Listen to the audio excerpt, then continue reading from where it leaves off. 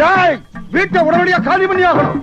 இல்லைனா கை வேற, கால் வேற, தலை வேற துண்டு துண்டா வெட்டிடுவேன். அப்படியா? ஆமா. போய் கத்திய தீட்டிட்டு வா. ஆ? இப்ப பார். டேய் மாணிக்கம், டேய் உன்னை என்ன பண்றேன் பாருடா. டேய் டேய், இன்னைக்கு உன்னை பார்த்து பார்த்து கலட்டிடுறேன். எங்கடா மாணிக்கம், எங்கடா உன் காலு? பெரியவரே, என்னன்னு பைத்தியக்காரத்தான்? எந்திரிங்க. அட வீட்டுக்காரர் எந்திரிங்க, சொன்னா கேளுங்க. எந்திரிங்க. மாணிக்கம், கல்யாண வயசுல எனக்கு 5 பொண்ணுங்க இருக்காங்க.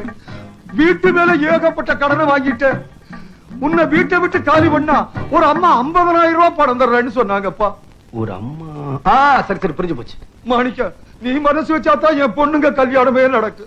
இத முதல்லயே சொல்லியிருந்தா இந்நேரம் கல்யாணமே நடந்திருக்கும். எந்திரிங்க. தம்பி, முதல்ல அந்த அம்மா கிட்ட போய் 50,000 கறந்துக்க. அத்தோட இந்த பணத்தை வச்சு பொண்ணுங்களுக்கு தாலி வாங்கி போடு.